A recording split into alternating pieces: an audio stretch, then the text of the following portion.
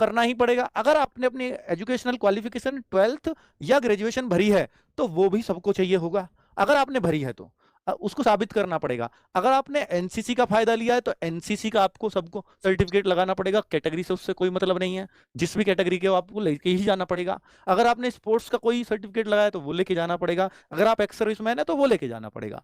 अब छोड़िए, तो कॉमन बच्चे के लिए 10th का सर्टिफिकेट सबको चाहिए। इसके बाद देखिए, अगर आप कास्ट एक सॉरी डोमिसाइल की बात करता हूं मैं, जो सबसे इंपॉर्टेंट चीज है, डोमिसाइल सर्टिफिकेट।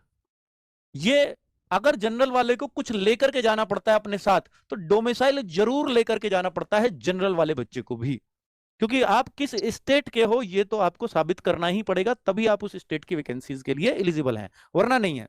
तो यानी डोमिसाइल सर्टिफिकेट हर कैटेगरी के बच्चे को लेकर के जाना ही होगा। ठीक है, अब मैं कास्ट सर्टिफिकेट की बात करता हूं। कास्ट सर्टिफिकेट की एक एक करके बता रहा हूं। तो भाई कास्ट सर्टिफिकेट जनरल में कोई भी आवश्यकता नहीं है, जनरल कैटेगरी के बच्चे को कोई कास्ट सर्टिफिकेट की आवश्यकता नहीं होती। अब मैं ईडब्ल्यूएस की बात करता हूं, तो ईडब्ल्यूएस सर्टिफिकेट तो चाहिए पर कास्ट सर्टिफिकेट नहीं चाहिए। कोई कहे सर मैं ईडब्ल्यूएस कैटेगरी में आता हूं पर मैं क्या कास्ट भी बनवा के ले जाऊं, क्या मैं आय प्रमाण पत्र भी बनवा के ले जाऊं? नहीं, इनकम सर्टिफिकेट और आपको कोई भी ऐसा सर्टिफिकेट यानी जो इससे अलग हो ईडब्ल्यूएस से, वो नहीं चाहिए होता है, लेकिन ईडब्ल्यूएस सर्टिफिकेट चाहिए आपको। समझ में आ गई? ईडब्ल्यूएस सर्टिफिकेट, ये डेट जरूर याद रखना, 14 अक्टूबर 2024। बच्चे ये आपकी थी, फॉर्म में आप जाइए नोटिफिकेशन में तो आपको ये मिलेगा क्रूसियल डेट, क्रूसियल डेट इस पे लिखा हुआ मिलेगा। क्रूसियल की स्पेलिंग हो सकता है मिस्टेक हो गई हो, तो देखिए क्रूसियल डेट 14 अक्टूबर 2024। और ईडब्ल्यूएस, केवल ईडब्ल्यूएस की बात कर रहा हूं मैं। ईडब्ल्यूएस ये कहते हैं कि जिस फाइनेंशियल ईयर में भर्ती आई है उसी फाइनेंशियल ईयर का चलेगा। यानी ये फाइनेंशियल ईयर कब शुरू होगा?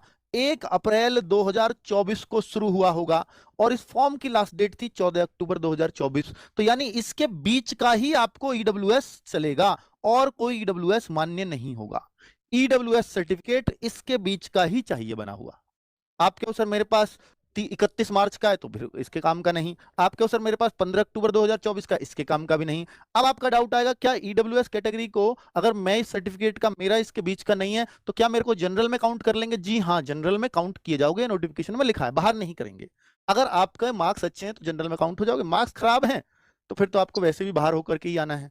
ठीक है, तो बीच में होना चाहिए ईडब्ल्यूएस सर्टिफिकेट। दूसरा, ईडब्ल्यूएस सर्टिफिकेट बहुत सारे बच्चों का स्टेट का या सेंट्रल का होता है। तो मेरे भाई आपका ना इसमें चलेगा सेंट्रल का ही, सेंट्रल का ही मान्य होता है। ये तो 100% सही है कि सेंट्रल का जिस पे वो एकदम सेफ है, पर स्टेट के केस में 50-50% रहता है, 50% चांस है कि वो चला ले। कई जगह ये कहते हैं कि मेरे यहाँ स्टेट का ही बनता है, बनता ही नहीं है सेंट्रल का, तो फिर हो सकता है वो चला भी ले। उनके पास वो लिस्ट होती है भाई कहाँ कैसे बन रहे होते हैं, तो उसके ऊपर मानने के ऊपर बात है ये। ठीक है, तो ईडब्ल्यूएस सर्टिफिकेट कास्ट में समझ में आ गया। अब मैं ओबीसी में आता हूं, तो ओबीसी का सर्टिफिकेट 14 अक्टूबर 2024 से पहले का ओबीसी सर्टिफिकेट हो। कितना पुराना? 3 साल पुराना आइडियली सही रहता है, 3 साल पुराना तक चल जाता है। ऐसा कोई कंडीशन नोटिफिकेशन में नहीं लिखी कि कितना पुराना होना चाहिए, जैसे ये तो इसी फाइनेंशियल ईयर का, लेकिन ओबीसी का सर्टिफिकेट है तो 14 अक्टूबर से तो पहला ही बना हुआ होना चाहिए 2024 में, उसके बाद बनवाया कोई अर्थ नहीं है। लेकिन 2023 का भी बना हुआ है तो भी चलेगा, 2022 का भी है तो भी चलेगा, और अक्टूबर 2021 का भी तो भी चलेगा। आइडियली 3 साल का ये चल जाता है। और ये जरूरी है कि ये सेंट्रल का कास्ट सर्टिफिकेट हो आपके पास। कौन सा? ओबीसी। अगर ये स्टेट का है तो फिर तो बिल्कुल ही नहीं चलेगा। ये देखिए ईडब्ल्यूएस 50-50 है स्टेट का फिर भी, लेकिन ओबीसी तो स्टेट बिल्कुल चलेगा ही नहीं। ये मान करके चलो कि आप ओबीसी में फिर काउंट हो गए ही नहीं, तो हम कैसे चेक करें कि हमारा सेंट्रल का है या स्टेट का है? तो चेक के लिए आपका सर्टिफिकेट पढ़िए। ऊपर तो मान लीजिए आपके, मैं यूपी से हूं तो ऊपर तो उत्तर प्रदेश शासन लिखा हो, उससे मत घबराना, उत्तर प्रदेश से बना है इसलिए उत्तर प्रदेश शासन लिखा है। लेकिन अंदर जब वो लाइनों में पढ़ोगे ना, तो under the government of India एक वर्ड जरूर आएगा, इंग्लिश में होता है ये। ठीक है, सेंट्रल गवर्नमेंट का अमूमन इंग्लिश में देखा जाता है। ठीक है, मतलब होता ही इंग्लिश में है।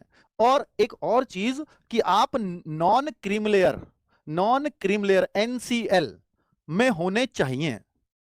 Cream layer, non cream layer NCL बोलते हैं इसको। तो ये ओबीसी सर्टिफिकेट पे आपके पे लिखा होगा कि you are belongs to non cream layer. या you do not belongs to cream layer, तो बात एक ही है कि आप क्रीम लेयर से बिलोंग नहीं करते तो ऑलरेडी नॉन क्रीम लेयर में आ गए, और अगर आप belongs to non cream layer है तो फिर तो कोई दिक्कत ही नहीं है। तो ऐसा मत समझना मेरे पे क्रीम लेयर लिख रहा है तो लिख रहा होगा उससे पहले not belongs to cream layer, तो भी सही है। ठीक है, तो इसमें आप थोड़ा सा डाउट को दूर रखा करो मेरे भाई। तो बहुत डिटेल में शायद ही कोई इतनी डिटेल में आपको इन जानकारी को देगा। SC ST सर्टिफिकेट की मैं बात करता हूं तो SC ST सर्टिफिकेट बिल्कुल चाहिए। सेंट्रल गवर्नमेंट में फिर कहूंगा कि सेंट्रल गवर्नमेंट का चलेगा दौड़ेगा, लेकिन स्टेट का है तो यहां भी 50-50 है। EWS में भी 50-50 है स्टेट का, लेकिन OBC में स्टेट बिल्कुल बर्दाश्त नहीं है। ठीक है, सेंट्रल का और स्टेट का 50-50 चांस है, चल भी सकता है नहीं भी चल सकता, क्योंकि कई जगह बहुत सारे बोर्ड बने हुए होते हैं, कोई मान लेता है कोई नहीं मानता है। लेकिन जो आइडियली सही है वो सेंट्रल का कास्ट सर्टिफिकेट आपके पास SC ST का होना चाहिए। और दूसरा कि भाई ये कब से पहले का, तो ये भी 14 अक्टूबर 2024 से पहले का चाहिए, से पहले का चाहिए। तो ये डेट तो क्रूशियल डेट है, इससे पहले का तो बना हुआ ही होना चाहिए। और कितना पुराना, तो इसमें पुराने की कोई कंडीशन नहीं है, 2 3 4